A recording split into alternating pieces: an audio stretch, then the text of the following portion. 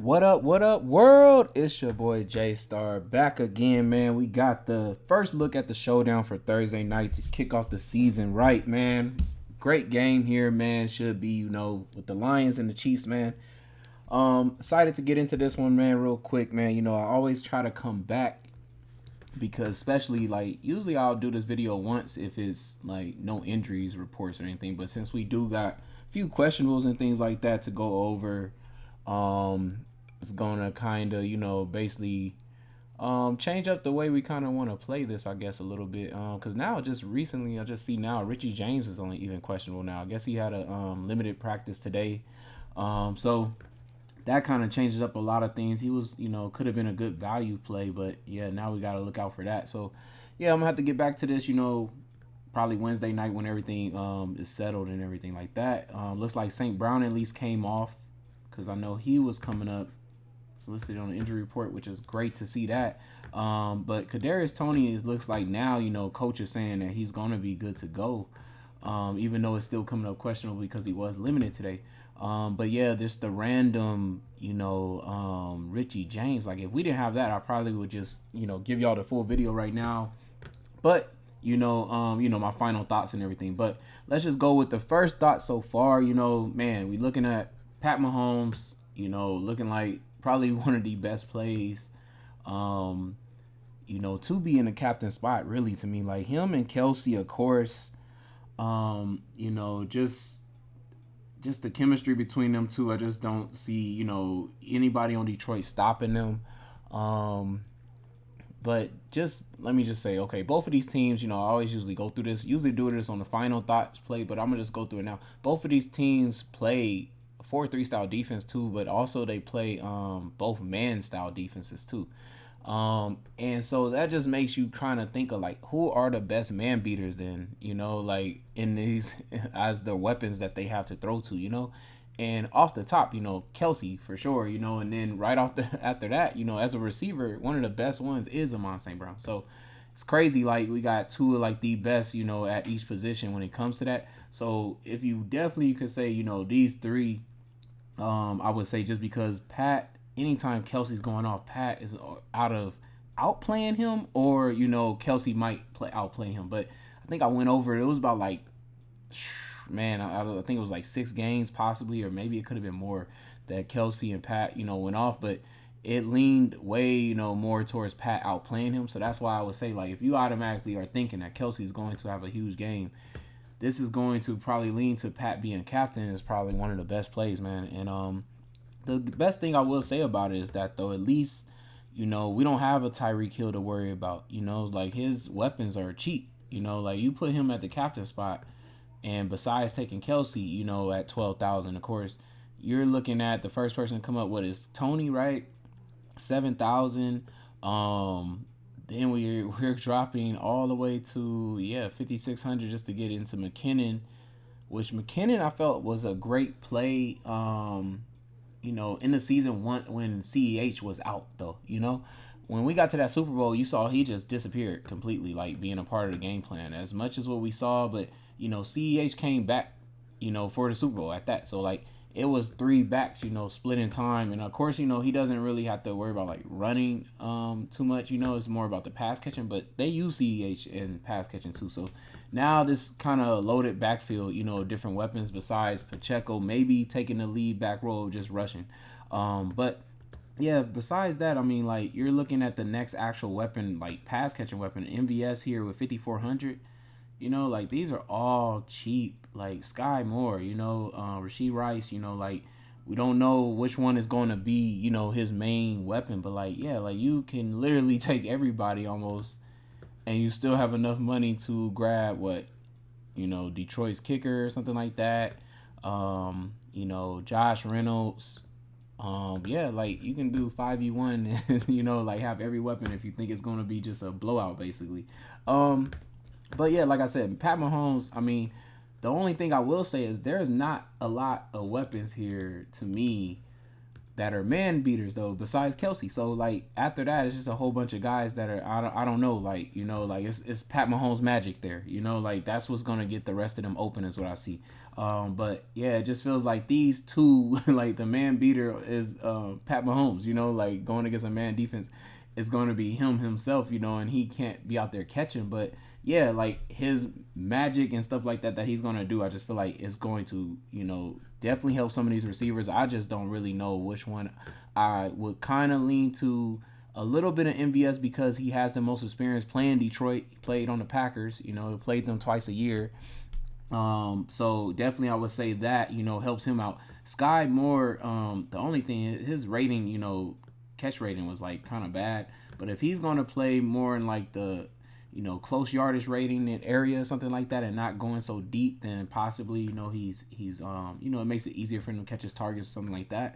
But, I know it sucks that Kadarius Toney is at least questionable for now because he does have an injury prone, record behind him too. So that's kind of scary, I would hope that he makes it through this game, but because I definitely feel like he's probably their next best weapon. And when it comes to a man style defense, going against a man style defense, his shiftiness, I feel like he has the route running capability, and I think they would get him into that McCole Hardman type of play, part of the playbook and things like that. So I would lean towards Tony, but then just from experience, and the fact that the Lions were one of the teams that gave up the most deep throws, like 20+ yard throws. They was giving up about 3.5 a game. So that leans also to a MVS more than a Tony then. So far what we've seen them use Tony for compared to what we see them use MVS for. And since this team runs a 12 personnel, there's usually only 2 receivers out there. They like to have 2 tight ends. That's why Kelsey usually dominates the way he does. And so if that's the case, I'm really trying to figure out who is the second receiver, because MVS is more than likely going to be the main receiver out there all the time when they're doing the 12. His percent was really high anyways. I believe it was like in the 80s, like the high 80s% on dropbacks and stuff like that. So when they're dropping back and they're going to stay in, if they're going to be in a 12, now when they're in 11, then we can talk about Sky Moore, Rashee Rice, all the other receivers, because they're all one, 3 of them will be out there at that time. But since they run a heavy more 12 set, especially when they get to the goal line, you're going to want to know then who's the second receiver they're going to have out there. And right now we do not know. Sky Moore has been getting the most practice because of Kadarius Toney being hurt, with MVS. So, it could be, from the experience of, lately being out there the longest, you might want to lean with Sky Moore than over Kadarius Toney. And maybe the next, weeks after that, maybe it shows that it is Kadarius Toney over him. But like I said, for now, probably would be leaning more to Sky Moore. Besides that, like I said, the 2 best gotta be these 2, man. I just don't know who else would say that would be a captain even, viable play, man, because I can't tell you who else is a good man beater on their team. Now, when we go to the other side of this game, man, like we flip to the other side real quick. St. Brown, is one of the best receivers at beating man. Besides that, though, like my next play is Gibbs. My bad, I was about to say his name wrong, but Gibbs, man. I feel like he's gonna be like what they wanted Swift to be. They got a new young buck right here. That can do everything now. Like I feel like the catching. I believe Swift target percent was high, man, on his routes run, like almost receiver level high. So now you talking about you get a new Swift basically that might be 2.0 and better, and more likely stays healthy too. So when I think about it like that, I'm like their second best weapon is going to be Gibbs in it, and they're already not even a pass heavy team. We're talking about Pat Mahomes in a system where they're 3rd in passing rate, and then we go from 3rd in passing rate to a team that's 21 in passing rate. They don't freaking throw a lot, So and when they do throw, it's kind of narrow to St. Brown, and it's because this team is what I want to say. They're in a heavy set offense too. They usually do a 21 personnel, so they keep 2 backs on the field at the same time, or basically it might be a fullback, it might be 2 backs, it might be Montgomery and Gibbs. So they are trying to like establish some type of run or pass catching to their back, stuff like that. So that's why I say Gibbs got to be like the best captain besides St. Brown here. Since they're doing a 21, that means they're out there with 1 receiver. Not 1 receiver. They're out there with 2 receivers too. So just 1 tight end and then like I said 2 backs. So Yeah, that leans towards St. Brown and whoever else is going to be the main receiver. We don't know for sure. Is it going to be Marvin Jones, or are they going to have, where is he at down here? Josh Reynolds, because since Jameson Williams is not there, since he's suspended, I would definitely believe it's going to be him and St. Brown once he gets back and everything from suspension.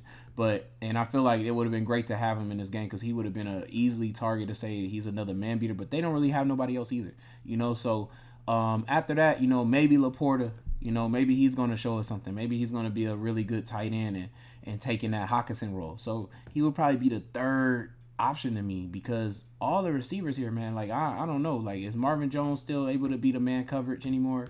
Does he still have that juice still? Josh Reynolds is really good at zone defenses. Like he came from a zone system with the Rams, so I don't know, but maybe in the goal line, a lot of teams kind of run man because it's short space and stuff like that. It's not really so much zone there. Maybe he gets one of them goal line touchdowns and he is cheap. So, but definitely I would have to say, like I said, St. Brown captain easily. Gibbs is gonna be my next best option here, man. Putting that captain here, but I don't know if I'm really gonna lean with Goff because I don't really see him like rushing a touchdown. I can't see him throwing, possibly 2 to 3, maybe. Maybe he throws 3 in this game. It should be fast paced and everything like that. He is going to have, both of these teams are going to have mad time in the pocket. Like, mad time in the pocket to, wait and let their receiver get open off of this man defense. So, because Goff has one of the best lines and Pat Mahomes does too. And neither one of these defensive lines is strong. They're very weak. So, and then we got to worry about is what I want to say, Kansas City going to even sign, what is it, Chris Jones or whatever like that, a defensive end they have, like is he going to get signed in time to play Thursday? Like we're getting him really short on time with that too as well. So, but yeah, so right now I'm just seeing mad time for both of these quarterbacks to throw the ball to whoever they want to. And since, Detroit plays more of a, run heavy, passing to their running backs to just getting St. Brown the ball, I feel like these two get the most opportunity to become captain over here. On the other side, like I said, it's Kelsey, and I don't really know who else. I would just say take Pat, And any low plays here, I would say we know McKinnon, but like I told you, with 3 backs being healthy now, I don't know how great of a play he's going to be. I would probably even take more shots at CEH than even taking at McKinnon now. But wise of other targets after we talk about the biggest ones, like I said, it looks like MVS because of the, I feel like he has, somewhat of like, man, what I want to say. I feel like he knows Detroit. He should know Detroit very well, man. He's played against them too many times. I feel like, so I could see him having a breakout game against them. Like I said, they give up almost 4 times, 20 plus yard throws. So, I mean, they can't all just go to Kelsey. It got to be like him or Sky Moore. I feel like, the speed between them two, I feel like they would try to get them to like a deeper catch, like that. So they could be definitely a part of that and could be gone once they do catch it for a touchdown. So I would probably lean to one of them. But like I said, so far what we do know is MVS is probably out there all the time. So he would probably have that edge over Sky Moore for me. Like I said, after Gibbs and St. Brown, I'm probably thinking Laporta is probably the next best play. And then I would just take a shot at Josh Reynolds, but I do know, like I said, he's a better play against a man-style defense. But since I know this is such a fast-paced game, I would not think he couldn't get you like 7 points and possibly just get a touchdown, and then you're already good, So for how cheap he is too, 2,800. Down here, I know we got the Justin Watson and stuff like that. Could definitely get in now if Richie James is going to be out.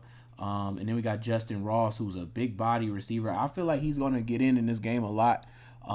If somehow MVS doesn't get it done, I see them definitely putting in Justin Ross. He's 6'4" too, so definitely they can use him. Also, since they don't have who they like to use, Fortson, they're not gonna have Fortson, and they love to put him out wide because he's like a 6'4" or something, like height, like 6'5", 6'4" tight end. They like to put him out there as a receiver, and instead I could see them going ahead and trying to use Justin Ross instead. So, but let's just build a quick lineup quick here, man, for the first look, man. I'm gonna roll with man.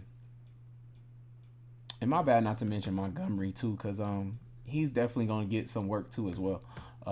Especially goal line and things like that. But I think they will give a lot of workload to Gibbs. So I'm gonna roll with Gibbs, man. I just feel like Detroit's down, and something about Gibbs, man. I feel like he's gonna get a lot of rush attempts. He's gonna get some screen plays, and then when they get down, they're gonna like completely go away from Montgomery. But Gibbs coming out that backfield, like he just has crazy. Like I said, he just has the matchup, man. Like to beat man coverage. I feel like you can't put no one person on him. He gets a linebacker. I feel like he's too shifty. He's gonna be gone. So definitely like that, and I think he can definitely score, get 100 yards, probably rushing in this game. Possibly like he's gonna be put like in the slot too as well. I just see him moving all around, man, getting put out there as a full receiver. So I like him. I gotta go with St. Brown. Oh man, I think I'm gonna do the running back receiver there, stack, and then I'm trying to figure out, do I think Kelsey outweighs Pat, or do I put both of them in here? If I put both of them in here, what do I have left to grab, man? Like, do I have enough here? Let's see. If I take Justin Ross, okay, hold on, where I'm at?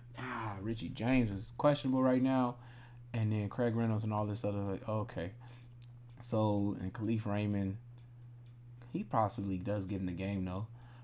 They only got 3 receivers right now. He's definitely gonna get in as some work and take some type of work, but I don't know if I would want to go that way. Let me see. Can I if I take out Pat for a second there, I would have to think that Montgomery gets in here. He would have to outplay by getting like 2 goal line rush attempts, man. He would have to outplay him he has to get 2 rush attempts like that. But like I said, Gibbs with the pass catching and everything like that, I definitely see him being top. And Detroit has been one of those teams where 2 of their running backs can go off.